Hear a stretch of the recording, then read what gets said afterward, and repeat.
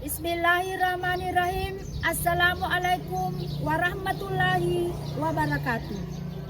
Salam sejahtera, salam sehat bagi Bapak dan Ibu guru hebat. Saya Haja Sumiati SPD SD, Kepala Satuan Pendidikan UPTD SPF SDN 170 Tanete, Kecamatan Maruriawa, Kabupaten Sopeng. Praktek baik yang saya lakukan adalah Supermi untuk peningkatan kualitas pembelajaran guru di kelas. Supermi adalah singkatan dari supervisi akademik. Kita mengetahui bahwa seorang kepala sekolah harus memiliki 5 kompetensi. Nah, salah satunya yang saya lakukan adalah kompetensi supervisi akademik. Mengapa kita perlu melakukan supervisi akademik? Supervisi akademik ini perlu dilakukan oleh seorang kepala satuan pendidikan karena dengan supervisi akademik bisa membantu mengefektivitaskan pembelajaran yang dilakukan oleh guru. Di samping itu, ujung-ujungnya yang kita harapkan dari adanya supervisi akademik ini adalah proses atau kualitas pembelajaran bisa meningkat. Satuan Pendidikan UPTD SPF SDN 170 Tanete adalah salah satu sekolah penggerak angkatan kedua yang terletak kurang lebih 30 km dari kota Kabupaten Sopeng. Bapak dan Ibu guru hebat, saya akan bercerita bagaimana cara saya melakukan supervisi akademik terhadap guru saya di sekolah sebelum kurikulum merdeka. Langkah pertama saya lakukan adalah membuat program supervisi. Selanjutnya, saya bertemu dengan guru yang akan disupervisi dan menyepakati bersama jadwal supervisi. Setelah guru siap disupervisi, saya langsung masuk di kelas untuk mengamati proses pembelajaran yang akan dilakukan. Namun sebelum itu, terlebih dahulu saya mempersiapkan instrumen supervisi yang akan digunakan untuk pengamatan dan penilaian bagi guru yang disupervisi.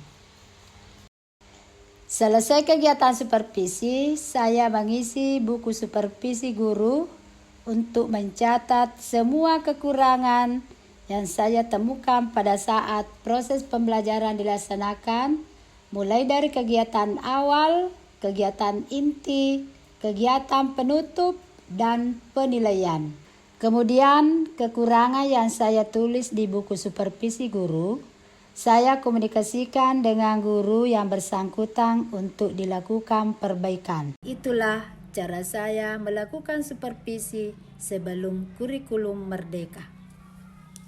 Adapun kendala yang saya alami selama proses berlangsung, yaitu belum memahami tentang instrumen pra-observasi dan pasca observasi. Saya belum memahami kegiatan apa yang dilakukan pada pra-observasi dan pasca observasi. Jadi saya hanya melakukan supervisi sesuai pengetahuan saya.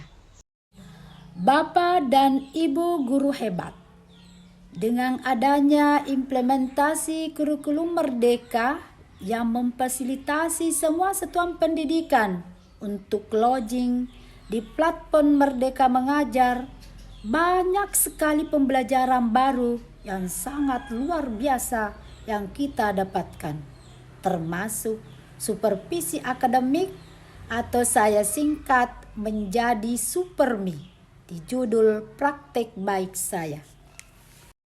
Alhamdulillah, dengan adanya referensi video pelatihan mandiri tentang supervisi akademik di platform Merdeka Mengajar, maka saya sebagai kepala satuan pendidikan dapat merefleksikan dan menemukan solusi terbaik cara pelaksanaan supervisi akademik yang lebih efektif, terstruktur, dan objektif.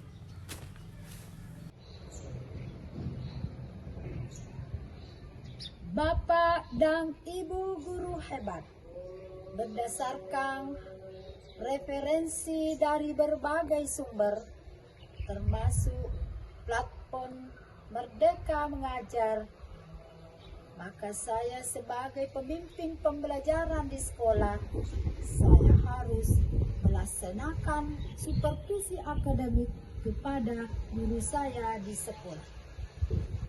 Sebagaimana kita ketahui bahwa di implementasi kurikulum Merdeka, guru harus merencanakan pembelajaran yang berpusat pada siswa.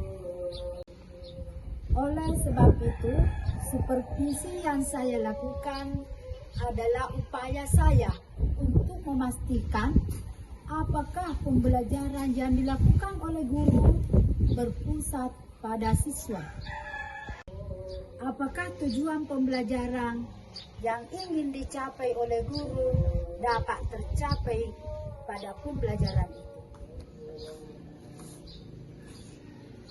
Oleh sebab itu, saya perlu memastikan pelaksanaan supervisi akademik lebih efektif dengan mempersiapkan dan merencanakan lebih matang pelaksanaannya. Kemudian, supervisi akademik ini tidak hanya melakukan pengamatan, tetapi juga memberikan perbaikan-perbaikan untuk mencapai solusi hingga ke tindak lanjut berikutnya.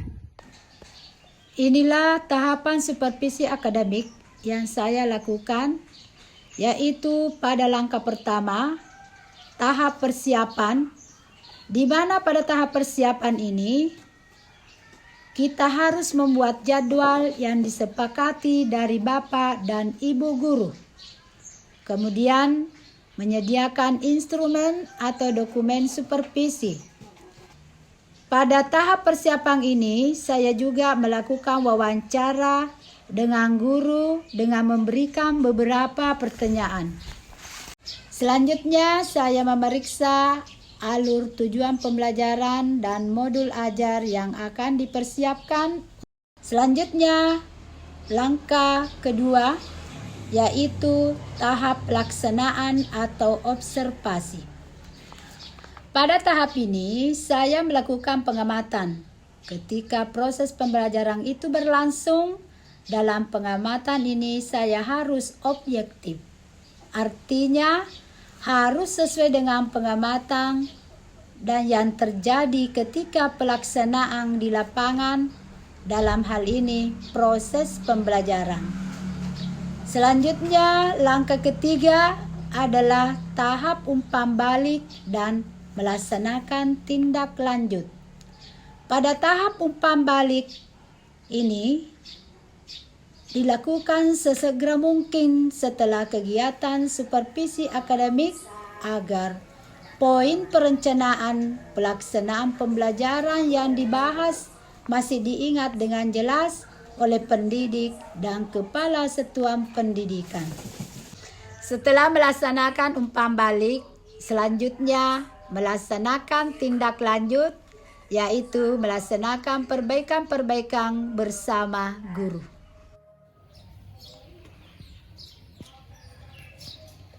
Saya Kepala Satuan UPTD SPF SDN 170 Ternate merasa bersyukur karena dengan memahami tahapan Supermi, maka peningkatan kualitas pembelajaran guru di kelas dapat meningkat.